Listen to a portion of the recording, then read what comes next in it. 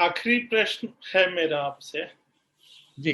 आपने सारी चीजें कही, आपने मीडिया की भूमिका को भी लेकर के जब एक प्रश्न किया, तो जिस तरह से घटनाओं को पूरी पश्चिम बंगाल की इस गंभीर जो हिंसा हुई, ये जो गंभीर विषय था, मुद्दा था, इसको जिस तरह से स्थानीय और राष्ट्रीय मीडिया ने दबाया है और दबाया जा रहा है, अभी भी दबाया जा रहा है, घटनाएं हो रही हैं, उनको कहीं संज्ञान नहीं लिया जा रहा है, उसको लेकर के स्थानीय ममता सरकार और मीडिया की भूमिका को लेकर के आपका क्या मत है? नहीं नवीन जी, ये इस विषय पर मैं पहले भी बोल चुका हूं। देखिए, सिर्फ दबाया नहीं जा रहा वहां तो देखिए, एक तो दबाने की बात है, दूसरा जो है जो मोड़ दिया जा रहा है खबरों को, मुझे उसको लेकर चिंता है। अगर जहां खबरें दी भी जा रही है, कुछ कुछ शुरुआत में एक दो दिन दिया गया, लेकिन मैंने जैसे कहा कि राजनीतिक हिंसा सभी विपक्ष पे और सभी विरोधियों पर हुआ, लेकिन उसको इस तरीके से दिखाया गया कि एक विपक्षीय दल शायद चुनाव नहीं जीत पाई, उसके हताशा और निराशा के कारण इस तरह के हिंसा के आरोप लगा रही है। आप जमीनी स्तर पर जाके देखिए, आप उसका जो है उसको निष्पक्ष चश्मे से नहीं देखिए। ठीक है, भारतीय जनता पार्टी बड़ा चढ़ा के बात कर रही है, विपक्ष का दल बड़ा चढ़ा के बात कर रही है, ये अपनी जगह है, लेकिन आप तो जा सकते हैं जमीन पर। आपने तो पहले भी किया है कई विषयों को लेकर, मीडिया ने तो जमीनी स्तर पर रिपोर्टिंग की है, आप जाके देख लेते, आप बताते कि सही है गलत है। उसको उसके लिए कोई अगर संगठन या अपने बड़ा चढ़ाकर बात कर रही है, अतिशयोक्ति में बात कर रही है कोई जो है इस तरीके से, तो कोई दिक्कत नहीं, आप अपने टीम्स को भेजिए और पता करिए। लेकिन ये कहना क्योंकि वो दल उठा रही है इस मुद्दे को, तो इसलिए जो है वो अपने किसी जिसको कहते हैं कि किसी एक उद्देश्य के साथ जो है ये दुराग्रह के साथ जो है इस विषय को उठा रही है, ये चिंता का विषय है, क्योंकि ये विषय, हिंसा का विषय सभी दलों ने उठाया।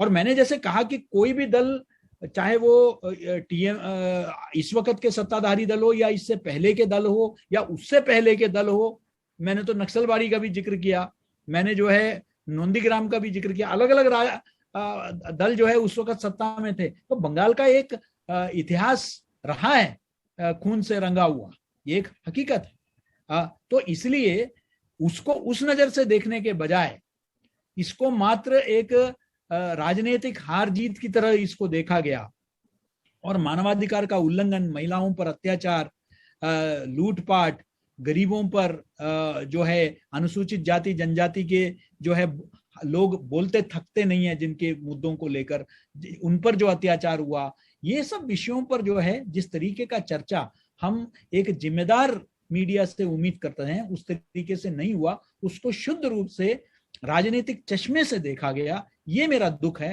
राजनीति अपनी जगह है, वैचारिक मतभेद अपनी जगह है, लोकतंत्र में इन सभी का स्थान है, लेकिन जब एक त्रासदी को आप राजनीतिक चश्मे से देखते हैं जिसके वजह से लोगों को अपना घर बार छोड़ के जो है अन्य राज्यों में अपने जान को बचाने के लिए जाना पड़ा, जहां लूटपाट हुई है, जहां महिलाओं के साथ अत्याचार हुआ है, जहां कत्लो गारद हुआ है, मुझे लगता है कि वहां और संवेदनशीलता के साथ और निष्पक्षता के साथ मीडिया को काम करने की आवश्यकता थी।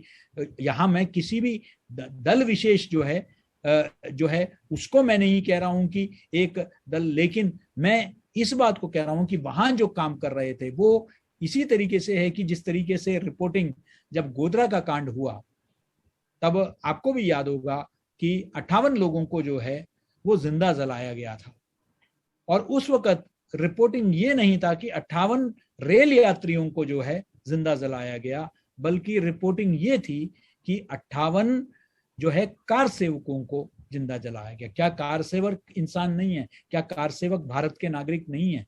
क्या कार सेवकों को जिंदा जलाना और नागरिकों को जिंदा जलाने में फर्क है क्या? फिर इस बात पर क्यों जोर दिया गया कि वो कार सेवक थे? ये मुझे समझ में नहीं आया। जब कोई व्यक्ति मरता है, किसी व्यक्ति की हत्या होती है, तो भारत का आम नागरिक होता है और उसका जवाबदेही जो है सबको देना पड़ेगा। ये नहीं हो सकता क्योंकि वो किसी जाति विशेष, मजहब विशेष, विचारधारा विशेष या राजनीतिक दल विशेष का हो, तो इसलिए जो है उस पर हम पर्दा डाल सकते हैं।